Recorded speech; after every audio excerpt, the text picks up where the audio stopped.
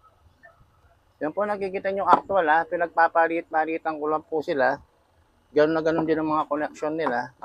Pero ayaw pong mag-function ng mga ICM niya. O sa panalaglag yung zero ground. Connect natin. O yun, buti pa to kuya o. Buti nakachamba ka pa ng isa. Dalawa ka kagad. Yan o. Tama? Kita mo boss?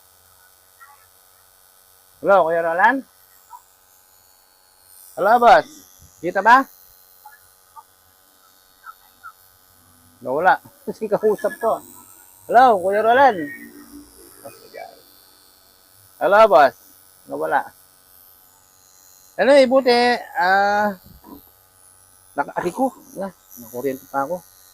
Magwantis na ako. Tumagos pa. Yung dalawang mong ICM, busted ha. Okay? Patayin ko na. Buti, may natira ka pang gumagana. Okay? Nawala yung kausap mo. Hindi ko lang po nakikita niyang gumana ito. Lagyan natin ng RV or means Roland Villanueva. Sabihin, ayos to, gumagana siya. RV. Lagyan ko ng RV yan. Kuya, nakita mo ba yung natin? Pag-diagnose ng dalawa? Ba? Wala. Wala.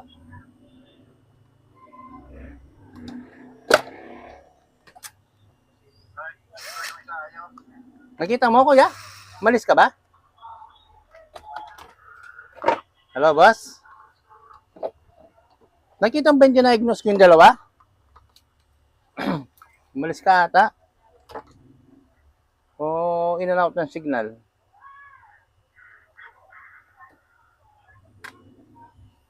Yung dalawang ICM mo ha, busted kuya. Buti may natira ka pang isa na active. Yun ang i-apply ko dito. Yung isa lagyan ko ng tatak. Itong dalawa na to, lalagyan natin ng X. Busted to ha. Lagyan ko na ng X yan. Yan. Wala kuya, disposable po yan. Kasi mga piyesa natin sa ngayon, wala po tayong mga micro. Analog po tayo meron. Misa sa analog, pahirapan din hanapan. Pero importante, kung ano yung pala yung may biyak, kung ano yung basag kung ano yung basag, active siya. Okay? Nilagyan ko ng tatak, saka yun, pala may marking ka na, may crack siya. Pero gumagana to. Compare do sa dalawa. Ngayon, dahil nakita natin, ayos naman ang pulser mo. Ngayon, ulitin natin itong dalawang ICM ni Kuya Roland ay busted po ito. Dahil kahit walang boses ang tester natin, hindi po nagsisinungaling yan.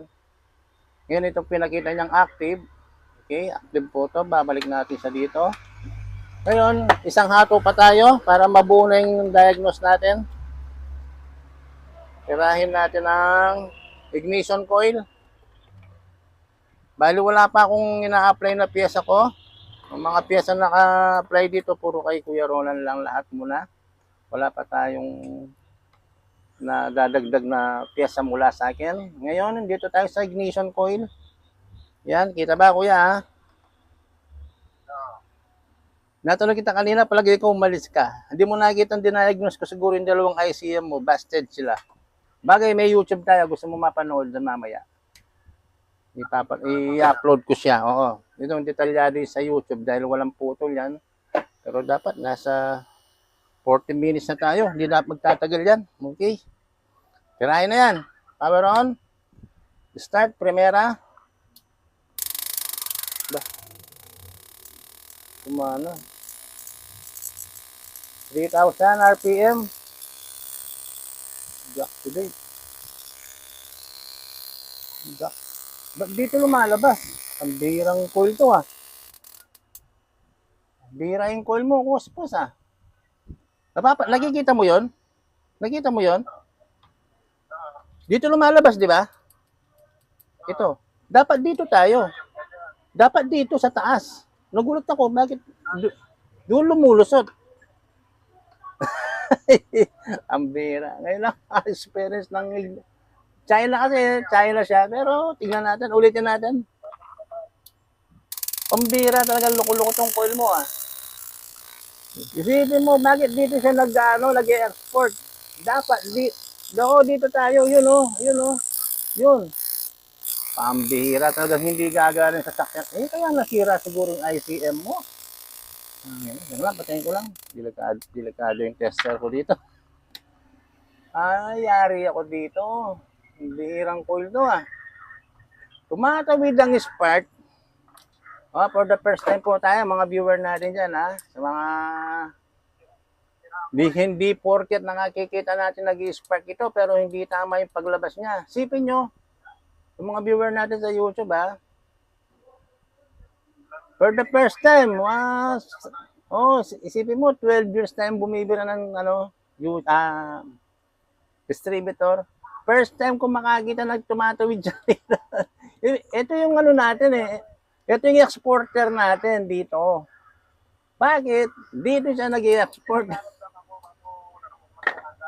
Malamang hindi mahawakan ng mekaniko to, makukuryente siya. Okay. Yun. Nadama yung dalawang ICM. Ngayon, ang tignan natin ganito. Kukuha ko ng dalawa kong pakikita ko sa iyo yung mga original na coin nito, boss ha. Kuya, ilan ang gusto mo? 10? Ang dami, ano? Ito. Okay. May dalawa tayo, ha? Ayan. Ngayon, ang birang coil na to. Ang birang coil to, ha? Ngayon, kung titignan mo siya, wala siyang mga tatak. Likod, sa gilid. Ito pong atin ay mga original to. Japan talaga siya.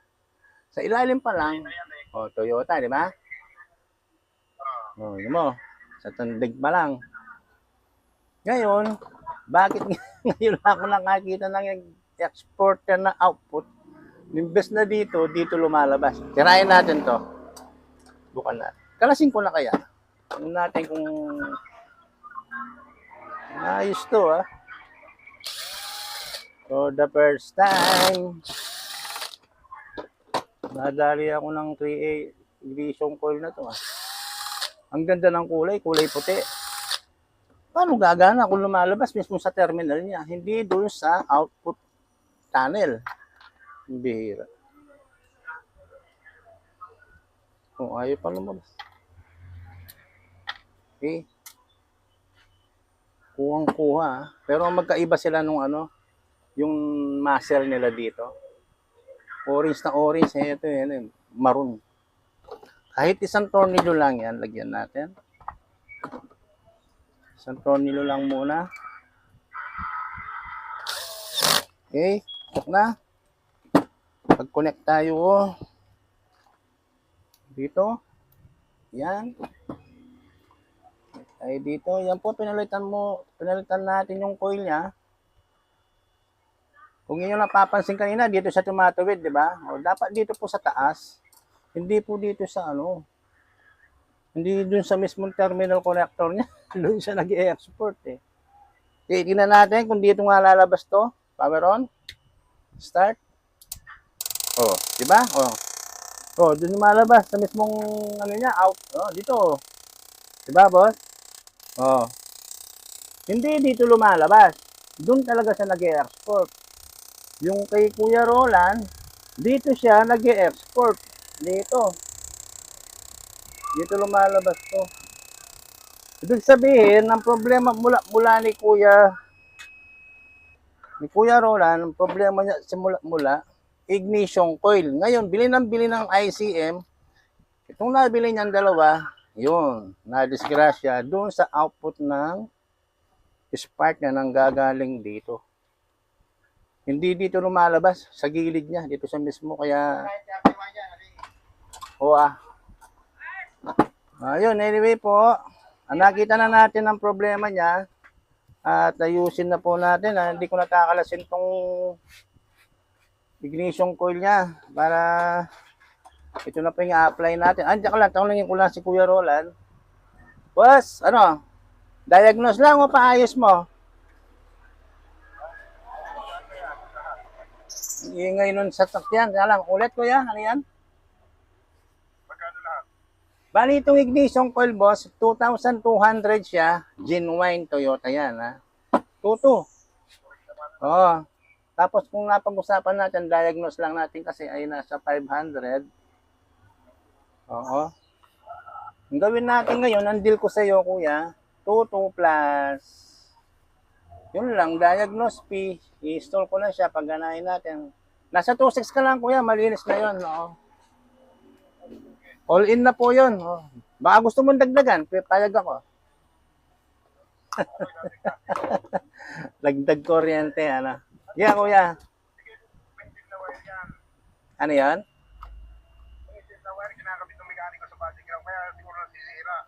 Wala kuya, wag mo palagyan ng kahit ano. Kung ano yung sasabihin ko lang dito sa video natin. Basta kung ano yung connection niya dito, yun lang, wala nang body ground kuya. Basta connect lang siya dito. Isang RPM, ibibiling ko to boss ha. Itong kulay black, baka akala nila negative. Hindi po negative yan, hindi ring ground yan. Yan po ay RPM. Itong kulay brown na nakakonect yung kulay blue, ito po ay ignition switch mula sa susi. Ignition switch po to kuya. Oo. Hindi kuya, wala po masisira tayo. Hindi po, RPM to. Kaya pala, yun, buti na banggit mo. Oo, mali yun kuya, hindi siya ground. Oo. Kaya pala, no? Pungalong kayo to, no? Wah, na. Wah. Ayun, boss. Sige, maglalagay ako ng guide dito mamaya. Itong dalawang naka-usli na to. Sige, ako maglalagay tayo para hindi siya maligaw. Total, ang video, tuloy-tuloy yan. Kung gusto niya mapanood kung paano natin bubuwin hanggang mamaya, kuya. Medyo ahaba. Ilang minuto na ba? 22 minutes na siya. Okay. Anyway, yung kuya, sige, tirahin na natin. Bubuwin ko lang siya. Naka-apply na yung ignition coil ko. I-apply ko yung ICM mo. Wala na. Yung mga disposable mo o the busted component mo, yun, ibabalik ko muli sa iyo to. Tungkol tsaka yung dalawa. Okay?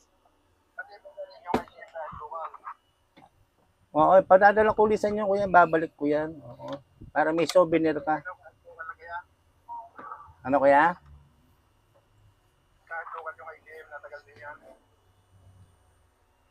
Ulit, kuya. Anong tatagal siya? Anong... Ay, ICM. Ay, hindi ko masabi, kuya. Tulad ng nangyari nga. Pag may short circuit tayo, wala pong makakapagsabi. Palaban natin talaga dyan, short circuit connection. Yung nangyari sa ano mo, di ba? Nasira. Ay. Oo nga, no. Kaya mo, kuya, pag maglalagay ako ng guide dito, lalagyan ko ng ano, sign para hindi... Para importante, sumunod sila sa gusto ko o gusto mo natin, huwag silang kukontra doon para walang perwisyo sa pyesa. Kasi electronic, di ba, kuya? Hindi ko naman siya ilalagay, gagawin, tapos pasisira lang natin. Masusugatan ka na naman. O isa pa kaya, ba ito dinala niya? Ano boss, tirahin ko na, apply ko na sila, no? Sige, kuya.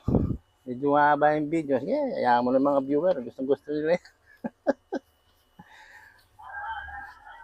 Ngayon lang ako nakakita ng ignition coil. Nag-export sa terminal. Ang bira.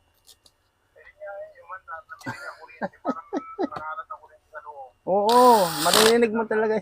Lumalagitik sa loob yun. Wow. Okay. Oo nga. Doon sa ground na lalagay nila. Saka imposibleng masisira yung ICM mo. Sa tingin ko, boss, mula, yun na yun ang problema mo. Yung ano, yung coil. Kasi hindi siya nag-export doon sa mismong outer niya. Siyempre, kung nasa loob yun, damay na yung, buti yung pulser mo, hindi nadali. Nasaan ba yung mga ano nito? Ito, kunin natin. Yeah po, yung ibang video ko, nag-a-advise naman po ako na sana wag magalit yung mga iba na ano, na mga Tawag ba doon?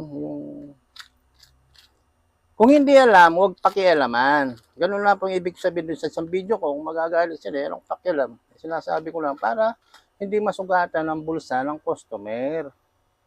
Yung tira ng tira. Dahil unang-una, electronic po yan.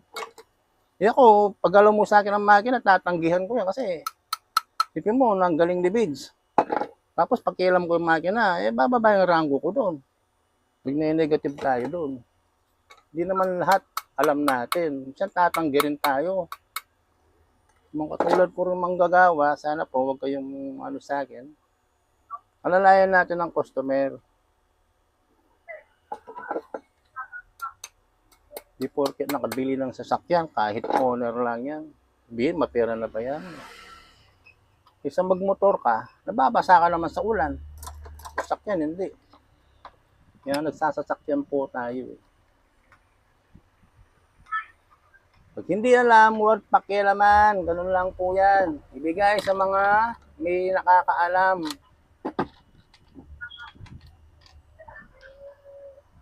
Yun mo, magkano yung ICM? Kasira lang.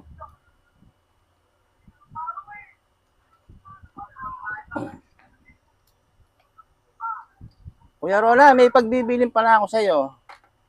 Itong nakikita mo yung nilalagay kong pulsar, di ba? Boss. Ano wala? Nakikita mo yung nilalagay ko yung pulsar, di ba? Ang China po, minsan ginugulo ko nito eh. Kung mapapansin mo, yung puti nasa taas, di ba? Kita mo naman sa camera, di ba? Oh. Tapos yung pangalawa sa ilalim, yung pula. Pag gumana po ito, napapansin yung pigil siya. Gagana, tapos pigil. Tapos ang under niya, magaspang. Ito. Tuturo ko sa inyo, bibiling ko lang siya. Kasi ang China po kasi medyo sinungaling sa polarity yan eh. Pag gumana po, pigil siya, hirap siyang umatak. Pigil na parang sakal na sakal siya. Pag baligtarin lang po ninyo to, itong pula ilagay sa taas, itong puti ilagay sa ibaba. No, kuya? Ito lang, oo. Kaya magbaligtad dyan, walang kabasted dyan, kuya, kasi polarities, ang hihingi nito, tumbukan. Oo, kasi sinungaling din minsan to eh. Dito ako nadadali minsan eh. Ang hirap nilang huliin, ginagawa ko, pinagbabaligtad ko na, kaya pinagbibiling ko sa customer yon para hindi na maabala. Oo. Ito lang kuya, maliban doon, pasat ang under niya, pigil, hirap, sinisinok, bumubulubok, bok, ganon. Pagbaligtarin lang yan. Oo. Walang problema doon, kaya magbaligtad yan. Wala naman siyang sisirain. Ngayon, lagay natin ng RPM. Kuya, apply ko na yung RPM. Yari, niya pala siguro nadali yung mga ICM ni Kuya. Sige mo, RPM, lalagyan mo na negative yan. Disgrasya talaga siya. Dito nakakunik yung RPM eh. Ito, nung nakabukod na to. Ang RPM, walang polarity kasi yan eh. Okay, nakakunik na rin po yung ignition coil ko, Kuya ha. Ayan. I-retain ko na yung mga pwestuhan nila. Tapos paganahin natin siya mamaya ng buo. Palagay ko magtutuloy-tuloy na ito. Buti nga eh, meron ka natirang isang maayos na ICM. Okay, bumaon.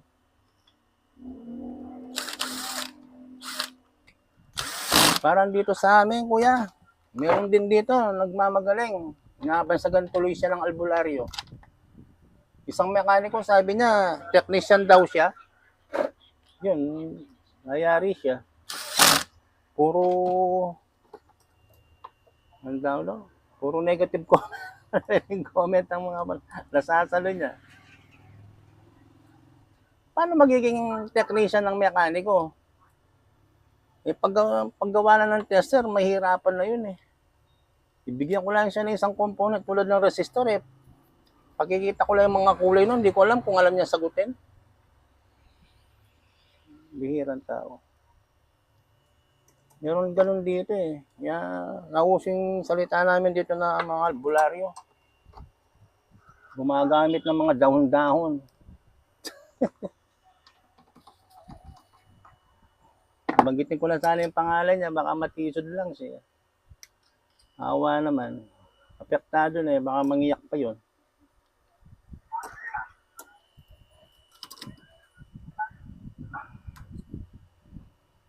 Hindi ko alam kung maniniwala si kuya. Trabaho ko yung distributor, pero pag pinalagay mo sa makina sa akin to, hindi ko alam dahil may timing po yan.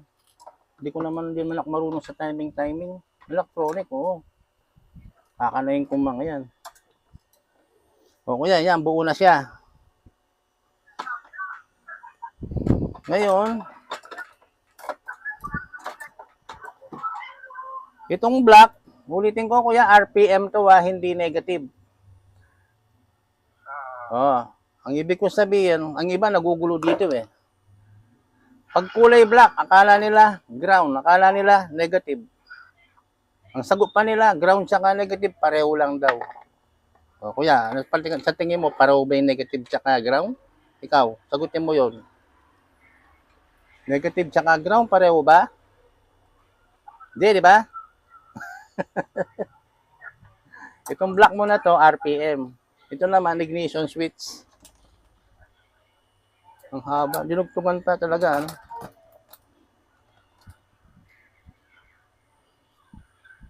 Okay. Ngayon, mag-connect na tayo. Paganahin natin siya. Ilang minuto ka na ba? 31 minutes na yung video natin. Yan. Boss, connected na tayo ha. Yan o. Doon sa mismo suppressor mo siya nakakonect. Okay? And then, lagay natin sa zero ground. Ito, nakakonect na rin. Pag pinihit ko yan, tingnan natin ang resulta niya. Kung masusurpresa tayo dito. Dapat, dito mag-i-export yan. Laging dyan lang yan. Kita ba? Kita ba sa camera? Okay ha. Okay. Dito yan. Dito lang po yan. Power on. Tira. Yun. Labas na. O, ni man ulaman lang tilamsik kahit saan. Laging sa bunganga lang niya. Stretch natin.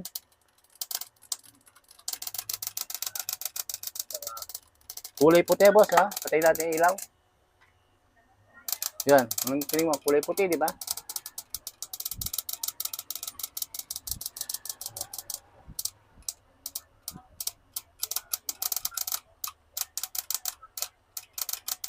Ayan po, at sa mga viewer po natin sa YouTube channel natin. Isa lang pong project ang naayos natin. Ito po ay Toyota 3AU na oversize.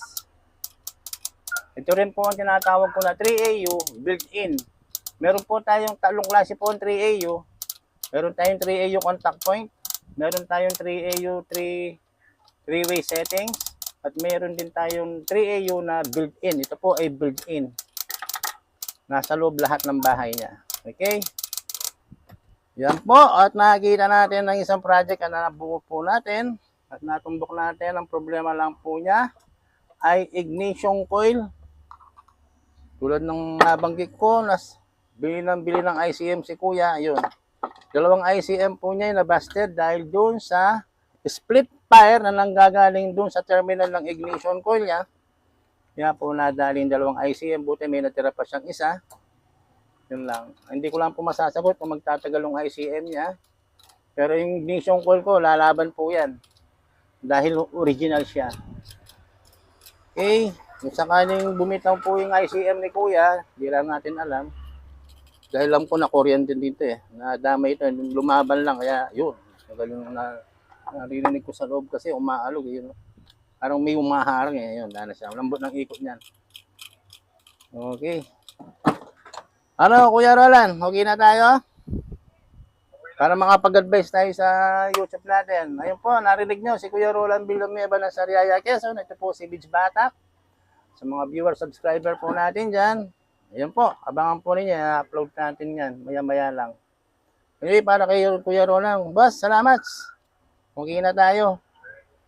Yung pong address nyo dito, kukupihin ko na lang sa JRS. Pero LBC po magdadala sa inyo, kuya. O, ito pang magandang pahabol. Kuya, napag-usapan natin ng presyo, di ba?